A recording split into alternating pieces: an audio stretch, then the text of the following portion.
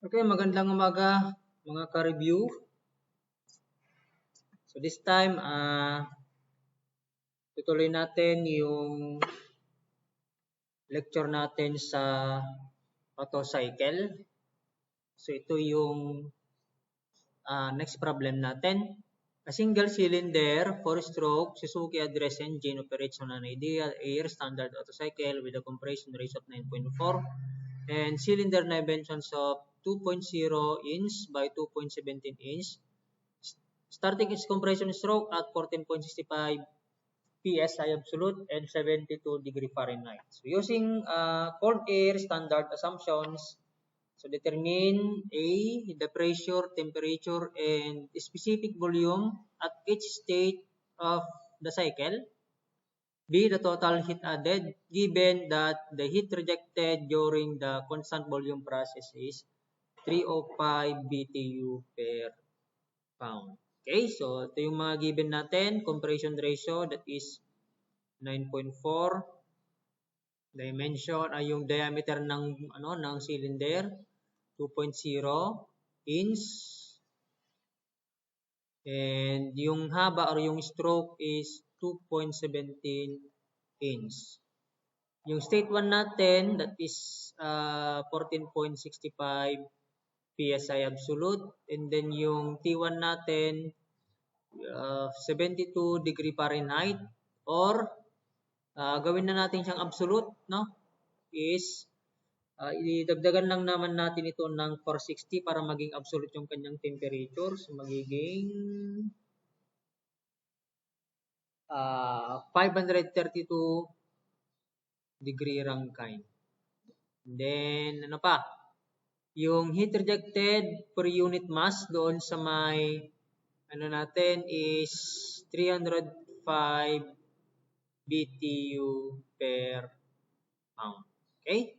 So A, we are tasked to determine the pressures, temperatures, and specific volume. So may state 1 natin, meron naman na tayo doon. We have 14.65 and 532 degree Rankine yung pressure. Ang kailangan na lang natin ay yung specific volume. Ano ba ang formula natin kasi kapag specific volume? Kapag gas ang pinag-uusapan, we have PV equals MRT. So ang specific volume natin, that is equal to the ratio ng volume divided by mass. This is equal to R, temperature divided by pressure. By the way pala, ang R ng natin ng air kapag English unit ay 53.342 foot-pound per pound degree Rankine, no? Okay? Yan. Sige. Then yung pressure pala natin, convert na natin yan into foot-pound, pound per cubic, pound per feet square kasi para yung cancellation ng units mamaya ay madali lang. Kasi yung natin, R natin naka-feet, no? So dapat yung pressure natin din, pound per feet square. So that is equal to 14.65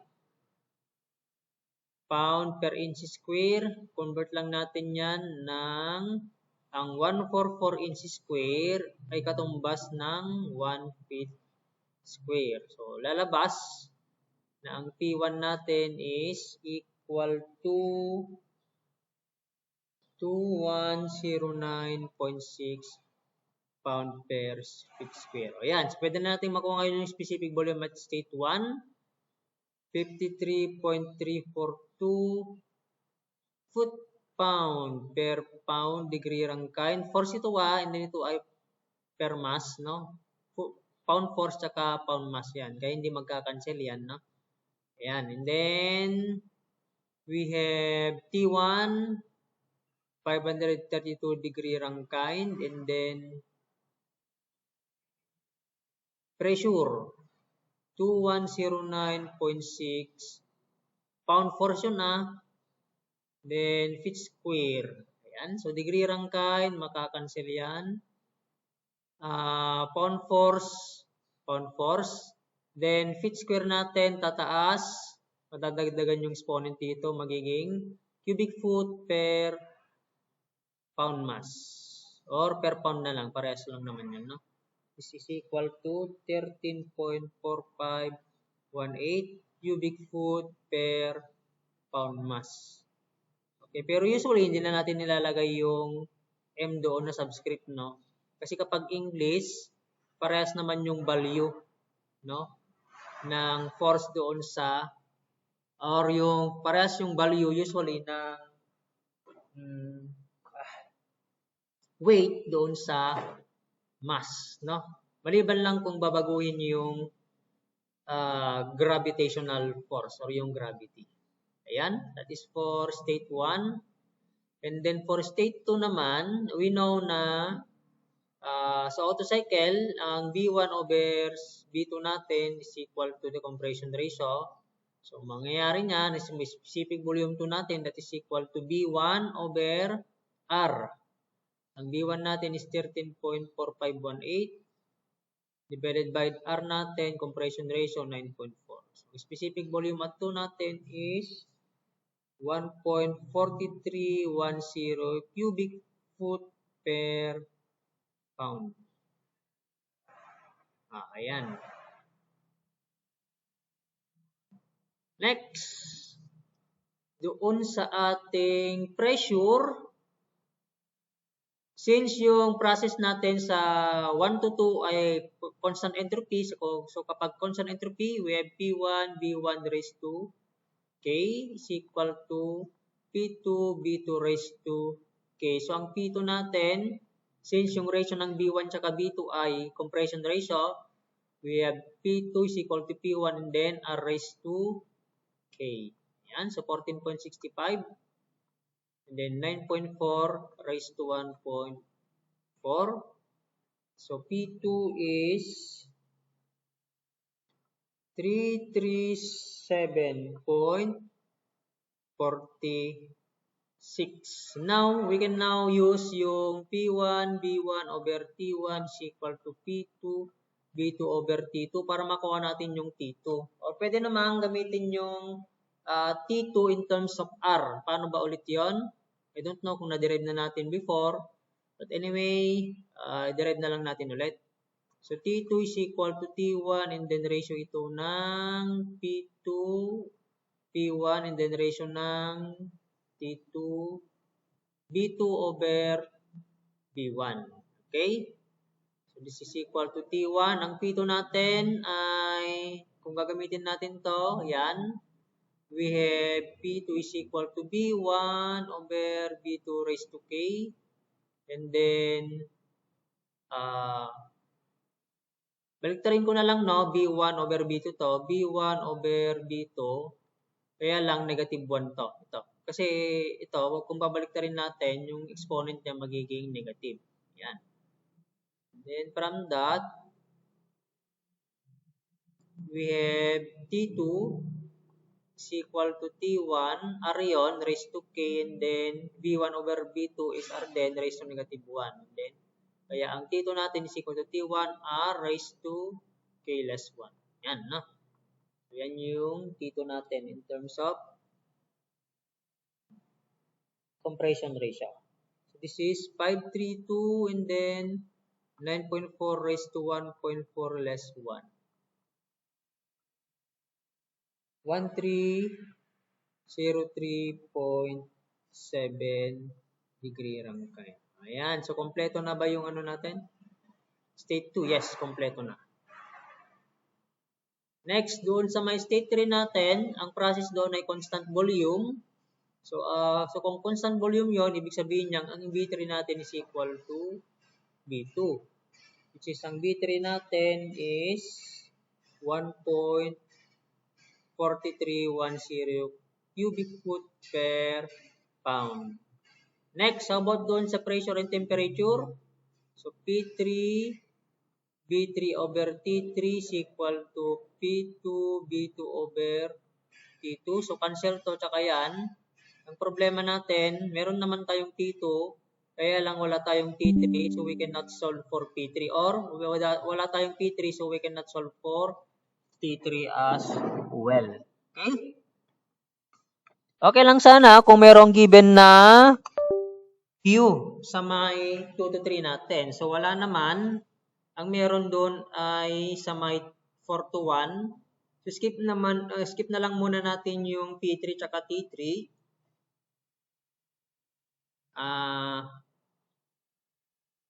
Doon na lang muna tayo sa may process 4 to 1, no? Okay?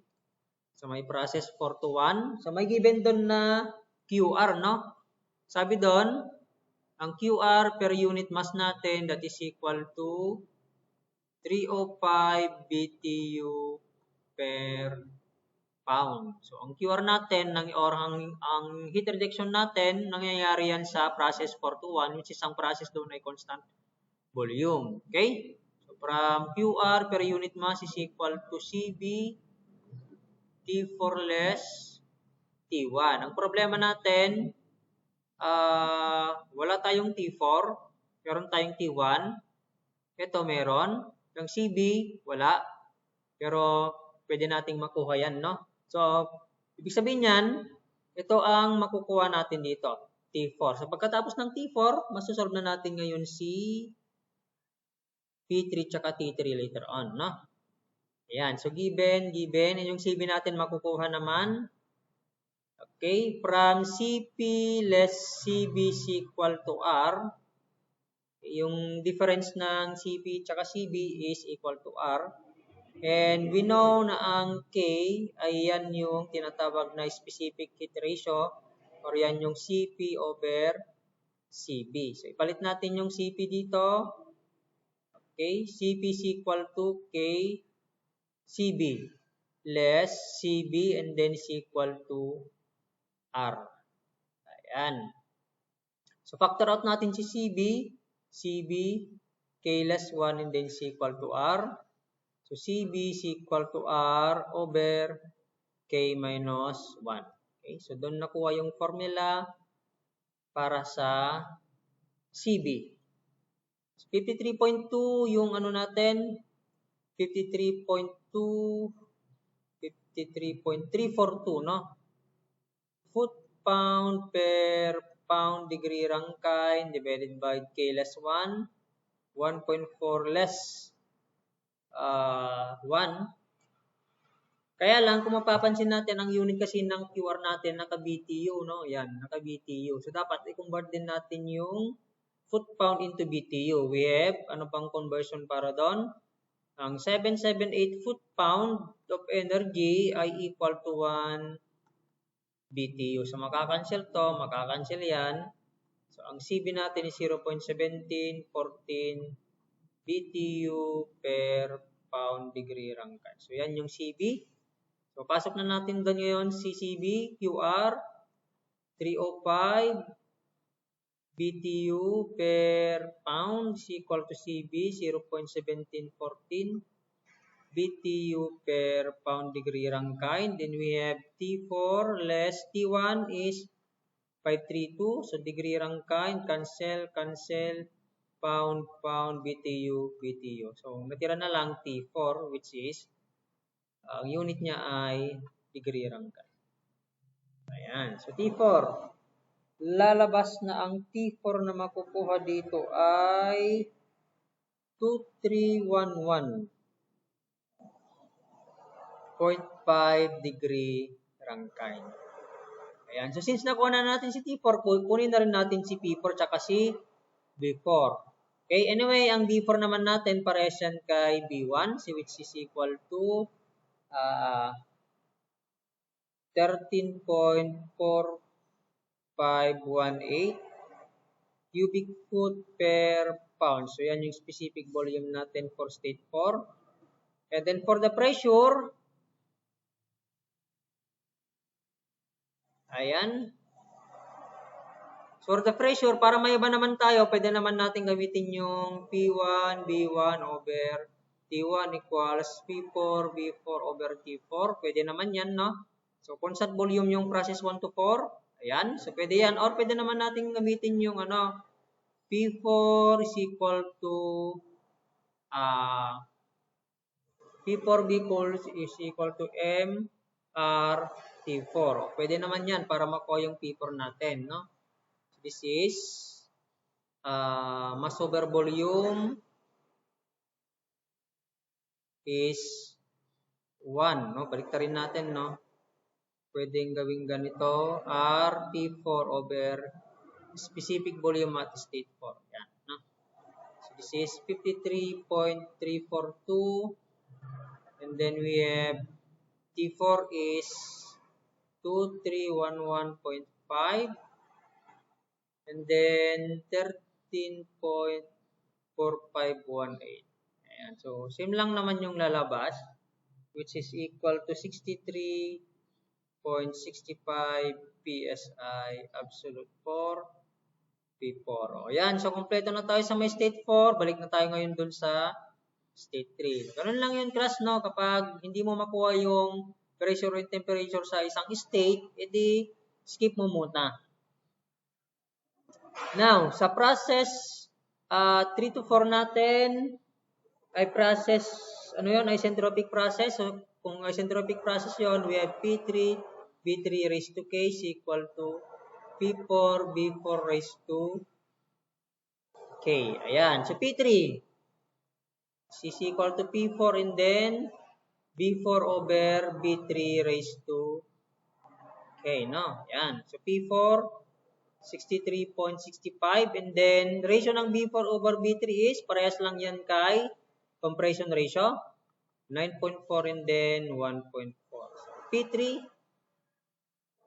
is equal to 1466.1 PSI absolute. Okay. Next, para dun sa T3, madami naman ng paraan para dun, no? We have P3, B3 over T3 is equal to P2, B2 over T2. O pwede naman na, gamitin mo dito ay 4. Pwede mong palitan ng 4 yan. 4. Pwede rin, no? Siya rin lang yung makukuha. So, we have T3. So, constant volume pala tayo sa cancel to, no? T3 is equal to T2. Ano ba yung nakuha natin na T2 kanina? 1303.7 and then ratio ito ng P3 over P2. P3 natin is 1466.1 and then ang P2 natin ay 337.46. Okay? So, lalabas ito ay 5664.3 degree Rankine yung ating T3. Okay. So, kompleto na lahat ng states. So, we can now proceed to problem B, no? Heat added daw. Okay? Heat added. So, for letter B, madali lang naman na yun, no? QA per unit mass is equal to CB T3 less T2. So, 0.1714 to. 5664.3 less ang T2 natin kanina ay 1303.7. So, ang heat added natin per unit mass is equal to 743.4 BTU per pound. Okay? Ayan. So, that is solve problem 4 ng Otto cycle. Okay? Ayan. Thank you for watching.